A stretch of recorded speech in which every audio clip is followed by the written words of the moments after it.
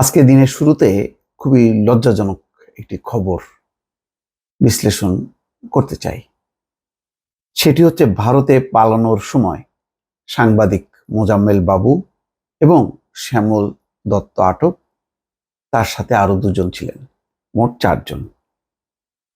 এবং তারা যদি নিজ নিজ বাসা থেকে অ্যারেস্ট হতেন সেটা হয়তো সম্মানের হতো, কিন্তু যেভাবে সেই সবার মতন যেভাবে পালাচ্ছিলেন, যেইভাবে সীমান্তে হেনস্থ হলেন, যেভাবে তাদের টাকা পয়সা সব কেড়ে নেওয়া হলো, তারপরে পিটুনি দিয়ে থানায় পুলিশের কাছে দেয়া হলো, এটা নিঃসন্দেহে খুবই লজ্জাস্কর ব্যাপার। এমন পরিণতি আসলে প্রত্যাশিত ছিল না তাদের কাছে। আজকে এই খবরটা বিশ্লেষণ করা আমার জন্য খুব বিব্রতকর, না আমিও সাংবাদিক, বলতে পারেন যে আমি তো আর তাদের সমর্থক কোনো সাংবাদিক না, তারপরও তো তারা সাংবাদিক হিসেবেই পরিচিত। এখানে তো সব পত্রিকার শিরোনাম তাই, যে সাংবাদিক মোজাম্মেল বাবু, শ্যামল দত্ত। তা আমিও তো সাংবাদিক, তো সেই কারণেই বলছি যে আমি যথেষ্ট বিব্রত আমার পেশার দুজনকে নিয়ে আলোচনা করতে। তাদেরকে কাছ থেকে দেখেছি, তাদের সাথে বিভিন্ন টক শোতে অংশ নিয়েছি, এমনকি শ্যামল দত্ত আমার সহকর্মীও ছিল ভোরের কাগজে। তো যাক, সে অতীতের ইতিহাস না টানি, এখন যেইটা ঘটলো, যেভাবে ঘটলো এবং তার ফলাফল যেটা, সেটা একটু বলতে পারি। যে অবৈধভাবে ভারতে পালিয়ে যাওয়ার সময় ময়মনসিংহের ধোবাউড়া উপজেলা থেকে 71 টেলিভিশনের সিও মোজাম্মেল হক বাবু ও দৈনিক ভোরের কাগজ পত্রিকার সম্পাদক শ্যামল দত্ত, 71 টেলিভিশনের সিনিয়র রিপোর্টার মাহবুবুর রহমান এবং প্রাইভেট কার চালক সেলিম সহ 4 জনকে আটক। এদের সাথে এরা আবার মাহবুব বা ওই প্রাইভেট কার চালক সেলিম কেন ছিল আমি এটা বুঝলাম না। এরা কেন গ্রুপ বেঁধে যাইতে গেল? আচ্ছা, এখানে খবরে বলা হচ্ছে সোমবার উপজেলার দক্ষিণ মাইসপাড়া ও পোড়া কান্দুলিয়া সীমান্তের মাঝামাঝি এলাকা থেকে স্থানীয় জনতা তাদের আটক করে পুলিশের হাতে সোপর্দ করে। এ সময় তাদের বহনকারী একটি প্রাইভেট কার জব্দ করা হয় করে স্থানীয়রা। যাক, বিষয়টা এত যেভাবে শুনলেন সেরকম না। এটার একটা তথ্য পাওয়া যাচ্ছে। 71 টিভির সিনিয়র রিপোর্টার মাহবুবুর রহমান সমকালকে বলেছেন, আমার বাড়ি ময়মনসিংহ সদরে, যে অ্যারেস্ট হয়েছে সাথে। মোজাম্মেল বাবু ভাই আমাকে বলার পর আমি তার সঙ্গে যোগ দেই। হয়তো বলছে যে আমাকে নিয়ে চলো, সীমান্ত পার করে দিয়ে আসো।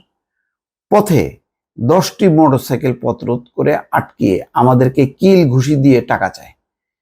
এক পর্যায়ে আমার মানি ব্যাগ চেক করে 300 টাকা পায়।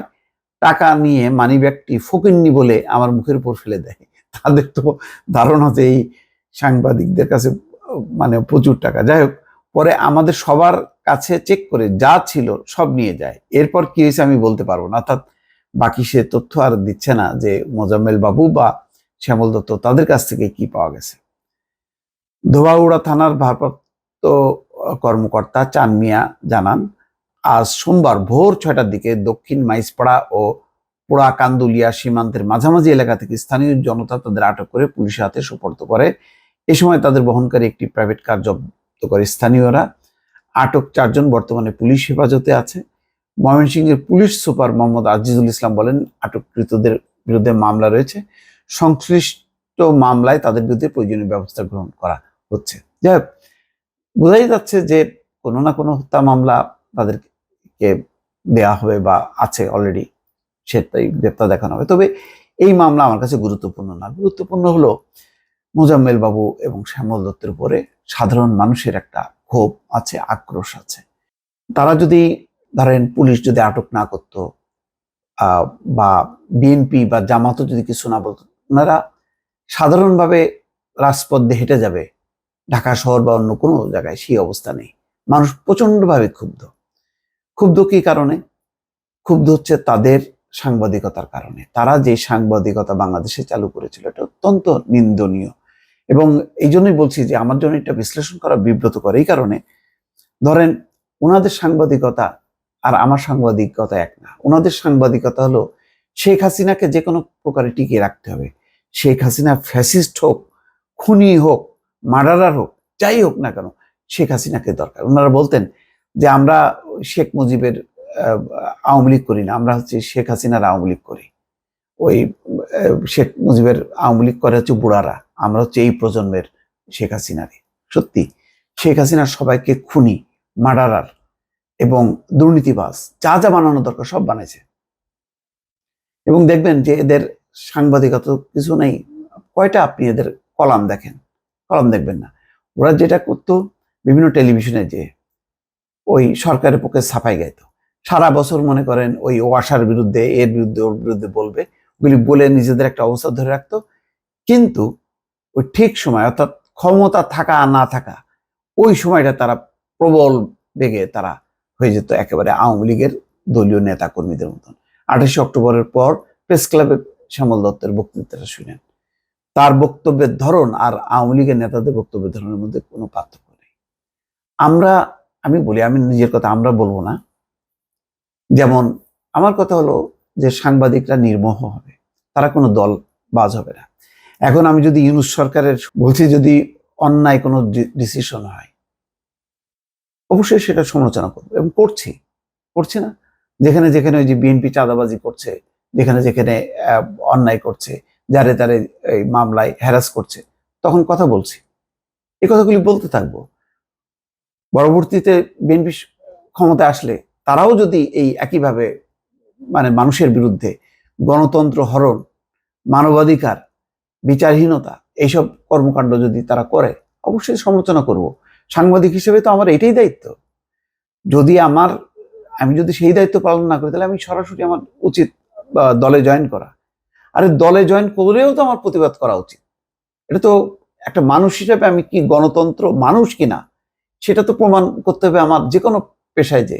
আর সাংবাদিকরা তো আরো সে সতর্ক থাকবে যাতে তার গায়ে দলীয় কোনো ছাপ না লাগে। এখনো আমাকে অনেকে বলতে পারেন যে আমি বিএনপি, আসুক বিএনপি ক্ষমতায়, তারপর আপনার টের পাবেন, তখন আমারে বলবেন যে আমি আওয়ামী লীগ। যাক, এটা আমার নিজের কথা আর বলি না।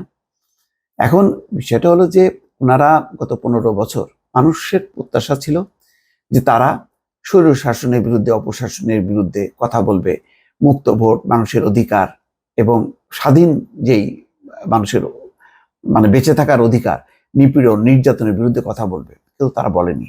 তারা সব সময় ওই একইভাবে বয়ান যে স্বাধীনতা, মুক্তিযুদ্ধ, এই ইস্যু নিয়ে তারা বিএনপি জামাতের বিরোধিতা করেছে।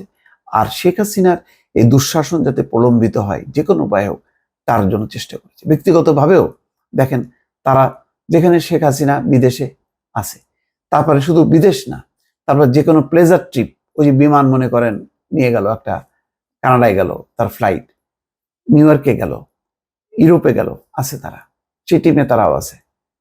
যত সুযোগ সুবিধা, আমি ব্যক্তিগতভাবে বলবো না ওনারা কোনো দুর্নীতি আছে কিনা বা কোনো তদবির বাজি, টেন্ডার বাজি মধ্যে আছে কিনা, সেটা অনুসন্ধান করলে বোঝা যাবে।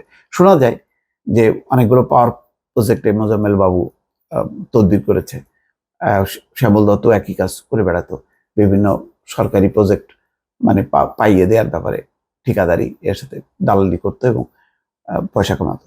সেগুলির তদন্তের ব্যাপার, আমি এগুলির ব্যাপারে বলবো না। কিন্তু মূল যে সাংবাদিকতা, সেই সাংবাদিকতাটা তাদের কারণে নষ্ট হয়েছে। এই দেখেন, ভোরের কাগজের সম্পাদক, একজন সম্পাদক এরকম হয়, দলবাজ হওয়া উচিত? তাহলে তার প্রতিষ্ঠানের কর্মীদের কি হবে? 71 টিভি দেখেন, মোজাম্মেল বাবুর আগে ধরা পড়লো শাকিল রূপা। আজকে যদি মোজাম্মেল বাবু পেশাদার হতো, তাহলে তার সাংবাদিকরা পারতো ওই ধরনের দলবাজি মার্কা প্রশ্ন করতে? পারতো না। আজকে তারা নিজেরা নষ্ট হয়েছে, তার পুরো টিমটাকে নষ্ট করে ছাড়ছে। পারলো শেষ পর্যন্ত? পারে নাই। বাসা বাড়ি থেকে পিলপিল পিলপিল করে পোলাপানগুলো বের হয়ে এসে পুরো রেজিমকে খতম করে দিল 1 মাসের মধ্যে। কি লাভ হলো? ফলাফলটা কি? আজকে বিশাল একটা ধস, সমস্ত মিডিয়াতে সাংবাদিক পালাচ্ছে, বায়তুল মোকাররমের খতিব পালাচ্ছে, শিক্ষক পালাচ্ছে। মানে কি একটা অবস্থা!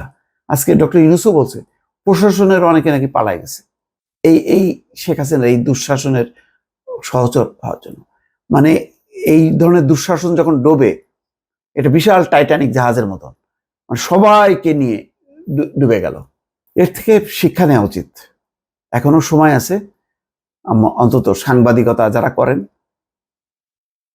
ওই আওয়ামী লীগ বিএনপি হওয়া এর পরিণতি কি আজকে শ্যামল দত্ত মোজাম্মেল বাবুকে দেখে শেখা উচিত। দর্শক ভালো থাকবেন, আল্লাহ হাফেজ।